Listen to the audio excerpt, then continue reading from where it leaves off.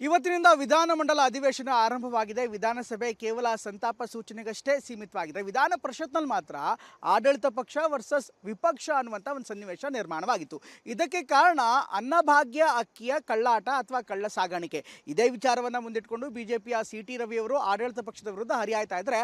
ಅತ್ತ ಸಚಿವ ಪ್ರಿಯಾಂಕ್ ಖರ್ಗೆ ಅವರು ಇದರಲ್ಲಿ ಬಿಜೆಪಿಯ ನಾಯಕರ ಅಥವಾ ಬಿಜೆಪಿ ಕಾರ್ಯಕರ್ತರ ಕೈವಾಡ ಇದೆ ಅನ್ನುವಂಥ ಗಂಭೀರ ಆರೋಪವನ್ನು ಮಾಡಿದ್ರು. ಹೀಗಾಗಿ ಕೆಲ ಹೊತ್ತು ಪರಿಷತ್ ಕಲಾಪ ಸಾಕಷ್ಟು ಉದ್ವಿಗ್ನವಾಗಿತ್ತು.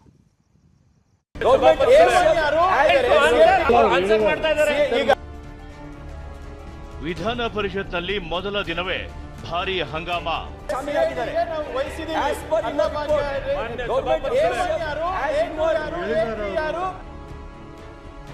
ಅನ್ನಭಾಗ್ಯ ಅಕ್ಕಿ ಲೂಟಿ ಪ್ರಸ್ತಾಪ, ಬಿಜೆಪಿ ಕಾಂಗ್ರೆಸ್ ಫೈಟ್.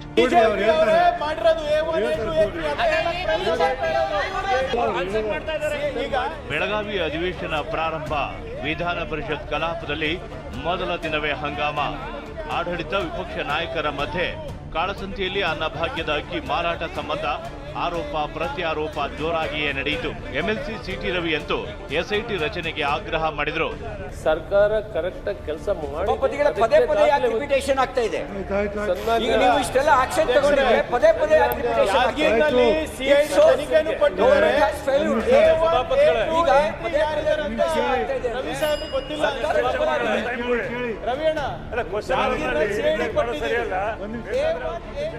ಮಾತಿನ ಮಧ್ಯೆ ಪ್ರವೇಶಿಸಿದ ಸಚಿವ ಪ್ರಿಯಾಂಕ್ ಖರ್ಗೆ ಪ್ರಕರಣದಲ್ಲಿ A1, A2, A3 ಯಾರು ಅನ್ನೋದು ತಿಳಿದುಕೊಂಡು ಬಿಡಿ ಅಂತ ಬಿಜೆಪಿ ಮೇಲೆ ಆರೋಪಿಸಿದ್ರು.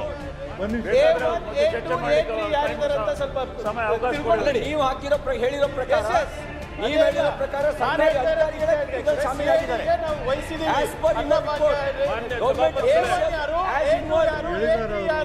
ಸ್ವಲ್ಪ ಹೇಳ್ಬಿಡ್ಲಿ, ಇಲ್ಲಿ ಭಾಷೆ ಹೊಡೆಯೋದ್ರಿಂದ ಆಗಲ್ಲ. ಸಚಿವ ಪ್ರಿಯಾಂಕ್ ಖರ್ಗೆ ಮಾತಿಗೆ ಕೆರಳಿದ ಬಿಜೆಪಿ ನಾಯಕರು ಕಡತದಿಂದ ಬಿಜೆಪಿ ಪದ ತೆಗೆದು ಹಾಕುವಂತೆ ಆಕ್ರೋಶ ಹೊರಹಾಕಿದ್ರು. ಬಿಜೆಪಿ ಪದಾಧಿಕಾರಿ ಪ್ರಕರಣ A1, A2, A3 BJP member ಹಾಗೂ ಚಿತ್ತಾಪುರ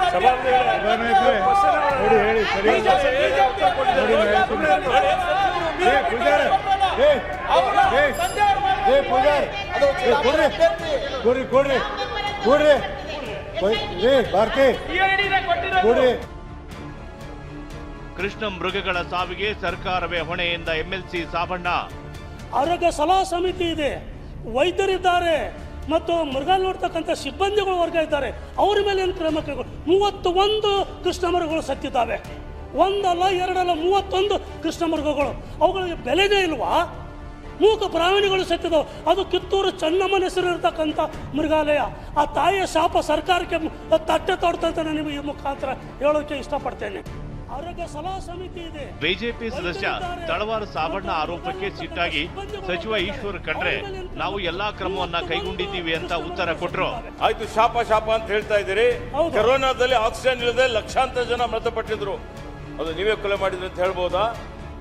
ಆ ರೀತಿಯಲ್ಲಿ ಚಾಮರಾಜನಗರದಲ್ಲಿ ಒಂದೇ ದಿನ 36 ಜನ ಸತ್ರು. ಏನ್ ಮಾಡಿದ್ರೆ ಏನಾದ್ರೂ ಆಯ್ತಾ? ನಮ್ಮ ಸರ್ಕಾರ, ನಮ್ಮ ಇಲಾಖೆ ಕೇಳಿ, ನಮ್ಮ ಇಲಾಖೆ ಎಲ್ಲಾ ರೀತಿಯ ಕ್ರಮಗಳನ್ನು ನಾವು ತೆಗೆದುಕೊಂಡಿದ್ದೇವೆ. ಬರ್ಬೋದು ಅಂತಕ್ಕಂಥದ್ದು. ನಾಳೆಯಿಂದ ಸದನದಲ್ಲಿ ಜನರ ಸಮಸ್ಯೆ ಬಗ್ಗೆ ಚರ್ಚೆ ಮಾಡ್ತೀವಿ ಅಂತ ಬಿಜೆಪಿ ರಾಜ್ಯಾಧ್ಯಕ್ಷ ವಿಜಯೇಂದ್ರ ಹೇಳಿದರು. ನೇಕಾರರ ಸಮಸ್ಯೆಗಳಿರ್ಬೋದು, ರಾಜ್ಯದ ಅಭಿವೃದ್ಧಿಯ ವಿಚಾರ, ಎಲ್ಲ ವಿಚಾರಗಳನ್ನ ಅಧಿವೇಶನದಲ್ಲಿ ಚರ್ಚೆ ಆಗಬೇಕಾಗಿದೆ. ಜೊತೆಗೆ ಉತ್ತರ ಕರ್ನಾಟಕದ ನೀರಾವರಿ ಯೋಜನೆಗಳು, ಈ ವಿಚಾರದಲ್ಲೂ ಕೂಡ ಚರ್ಚೆನ ಮಾಡೋರಿದ್ದಾರೆ. ಬಿಲ್ ಪಾಸ್ಗೆ ಅಧಿವೇಶನ ಮಾಡ್ತಿದ್ದಾರೆ ಅಂತ ಆರ್ ಅಶೋಕ್ ಆರೋಪಿಸಿದ್ರು. ಇದಕ್ಕೆ ಕೌಂಟರ್ ಕೊಟ್ಟ ಸಚಿವ ಸಂತೋಷ್ ಲಾಡ್ ಜನರ ಸಮಸ್ಯೆಯನ್ನೇ ಚರ್ಚೆ ಮಾಡ್ತೀವಿ ಅಂದ್ರು. ವಿಧಾನಸಭಾ ಅಧಿವೇಶನ ಬೆಳಗಾವಿಯಲ್ಲಿ ನಡೀತಾ ಇದೆ. ಉದ್ದೇಶ ಏನು ಅಂತ ಹೇಳಿದ್ರೆ ಉತ್ತರ ಕರ್ನಾಟಕದ ಭಾಗದ ಸಮಸ್ಯೆಗಳಿಗೆ ಪರಿಹಾರ ಕಂಡುಕೊಳ್ಬೇಕು. ಉತ್ತರ ಕರ್ನಾಟಕ, ಹಳೆ ಮೈಸೂರು ಎರಡು ಒಂದೇ, ಅಖಂಡ ಕರ್ನಾಟಕ ಅನ್ನೋ ಒಂದು ಸಂದೇಶ ಬೀರುವಂತ ಒಂದು ಅಧಿವೇಶನ ಇದು. ಆದ್ರೆ ಕಳೆದ 2.5 ವರ್ಷದಲ್ಲಿ ಕಾಂಗ್ರೆಸ್ ಸರ್ಕಾರ ಬಂದ ಮೇಲೆ ಈ ಅಧಿವೇಶನಗಳನ್ನ ಬಿಲ್ ಪಾಸ್ ಮಾಡ್ಕೊಳಕ್ಕೆ ಮಾಡ್ತಾ ಇದ್ದಾರೆ. ಈ ಬಾರಿನೂ ಕೂಡ ಸುಮಾರು 30 ಬಿಲ್ಗಳು ಪಾಸ್ ಮಾಡಕ್ಕೆ ಬಂದಿದ್ದಾರೆ. ಯಾವುದೇ ರೀತಿಯಾದಂತಹ ಅಭಿವೃದ್ಧಿ ವಿಚಾರದಲ್ಲಿ ನಮ್ಮ ಸರ್ಕಾರ ನಾವು ಗೌರವಿಸ್ತೀವಿ, ಅದನ್ನ ಅಭಿನಂದಿಸ್ತೀವಿ. ಅದನ್ನ ಹೆಚ್ಚಿನ ವಿಚಾರಗಳನ್ನ ಮಾತಾಡಬೇಕಂತ ನನ್ನ ಬಯಕೆನೂ ಇದೆ. ಈ ಸದನವನ್ನು, ಉತ್ತರ ಕರ್ನಾಟಕದಲ್ಲಿ ನಡೀತಕ್ಕಂಥ ಅಧಿವೇಶನವನ್ನು ನಾವೆಲ್ಲರೂ ಸದುಪಯೋಗ ಪಡ್ಕೋಬೇಕು. ಅದ್ರ ಜೊತೆಗೆ ಹೆಚ್ಚಿನ ವಿಚಾರಗಳು ಸಾರ್ವಜನಿಕರಿಗೆ ಅನುಕೂಲ ಆಗ್ತಕ್ಕಂಥ ವಿಚಾರಗಳನ್ನ ತಗೋಬೇಕಂತ ಹೇಳಿ ನಾನು ವಿರೋಧ ಪಕ್ಷದಲ್ಲಿ ಕೂಡ ಮನವಿ ಮಾಡ್ಕೊಳ್ತೀನಿ. ಬರ್ಬೋದು ಅಂತಕ್ಕಂಥದ್ದು ನಾವು ಜೆಡಿಎಸ್ ಶಾಸಕ ಶರಣಗೌಡ ಕಂದಕೂರ್ ಅಂತೂ ನಮ್ಮ ಧ್ವನಿ ಅಡಗಿಸೋಕೆ ಆಗೋದಿಲ್ಲ ಅಂದ್ರು. ನನ್ನ ಯಾರನ್ನ ಟಾರ್ಗೆಟ್ ಮಾಡ್ತಾರ ಅಂತ ತಿಳ್ಕೊಂಡು ಅಥವಾ ನನ್ನ ದನಿ ಅಡಗಿಸ್ತಕ್ಕಂಥ ಕೆಲಸ ಯಾರಾದರೂ ಮಾಡ್ತಾರಂದ್ರೆ ನಾನು ಏನು ಮಾತಾಡ್ತಕ್ಕಂಥ ನಿಲ್ಲಿಸ್ತಕ್ಕಂಥ ವ್ಯಕ್ತಿ ನಾನಲ್ಲ. ನಾಳೆ ಅಧಿವೇಶನದಲ್ಲಿ ಸರ್ಕಾರದ ವಿರುದ್ಧ ಸಮರ ಸಾರೋಕೆ ಕೇಸರಿ ಪಡೆ ಸಜ್ಜಾಗಿದೆ. ನಾಳೆಯಿಂದ ಉತ್ತರ ಕರ್ನಾಟಕದ ಬಗ್ಗೆ ಚರ್ಚಿಸಲು ಬಿಎಸಿ ಸಭೆಯಲ್ಲಿ ತೀರ್ಮಾನ ಮಾಡಲಾಗಿದೆ. ಚರ್ಚೆಗೆ ಅವಕಾಶ ಕೋರಿ ಸ್ಪೀಕರ್ ಖಾದರ್ಗೆ ನಿಲುವಳಿ ನೋಟಿಸ್ ಅನ್ನ ಬಿಜೆಪಿ ನಾಯಕರು ಕೊಟ್ಟಿದ್ದಾರೆ. ಇಂದಿನ ವಿಧಾನಸಭೆ ಕಲಾಪದಲ್ಲಿ ಚರ್ಚೆಯೇನು ನಡೆದಿಲ್ಲ. ಆದ್ರೆ ಆಡಳಿತ ವಿಪಕ್ಷ ನಾಯಕರ ಮಧ್ಯೆ ಕೆಲವೊಂದಿಷ್ಟು ಬೆಳವಣಿಗೆಗಳು ನಡೆದವು. ಸುವರ್ಣಸೌಧದ ಮೊಗಸಾಲೆಯಲ್ಲಿ ಸಿಎಂ ಆರ್ ಅಶೋಕ್ ಉಭಯ ಕುಶಲೋಪರಿ ಮಾತು ಕುತೂಹಲ ಹುಟ್ಟಿಸಿತು. ಏನ್ ಸಣ್ಣಾಗಿದೆಯಾ ಎಂದು ಅಶೋಕ್ಗೆ ಸಿಎಂ ಕೇಳಿದ್ದು ಇದು ರಾಜಕೀಯ ದಾಟಿಯಲ್ಲಿತ್ತೇನೋ ಗೊತ್ತಿಲ್ಲ. ಇದಕ್ಕೆ ಆರ್ ಅಶೋಕ್ ಕೂಡ ಸಿಎಂಗೆ ನಾಟಿ ಕೋಳಿ ಬಗ್ಗೆಯೂ ನೆನಪಿಸಿದ್ರು. ಸರ್, ನಾನು ನಾಟಿ ಕೋಳಿ ತಿನ್ನೋದು ಬಿಟ್ಟಿದ್ದೀನಿ ಅಂತ ಆರ್ ಅಶೋಕ್ ಹಾಸ್ಯ ಚಟಾಕಿ ಹಾರಿಸಿದ್ದಾರೆ. ಇದಕ್ಕೆ ಮುಂದುವರಿದು ತಮಾಷೆ ಮಾಡಿದ ಸಿದ್ದರಾಮಯ್ಯ ಅದೆಲ್ಲ ಬಿಡಬಾರ್ದು, ತಿನ್ನಬೇಕು, ನೀನೇನು ಆಗಲ್ಲ ಅಂತ ಆರ್ ಅಶೋಕ್ಗೆ ಹೇಳಿದ್ದಾರಂತೆ. ಇನ್ನು ವಿಧಾನಸಭೆ ಕಲಾಪದಲ್ಲಿ ಇತ್ತೀಚೆಗೆ ನಿಧನರಾದ ಗಣ್ಯರಿಗೆ ಸಂತಾಪ ಸೂಚಿಸಲಾಯಿತು. ಶಾಸಕ ಎಚ್.ವೈ. ಮೇಟಿ, ಸಾಲುಮರದ ತಿಮ್ಮಕ್ಕ, ಸಾಹಿತಿ ಎಸ್.ಎಲ್. ಭೈರಪ್ಪ ಸೇರಿದಂತೆ ಹಲವರಿಗೆ ಸಂತಾಪ ಸೂಚಿಸಲಾಯಿತು. Bureau report, ಟಿವಿ9.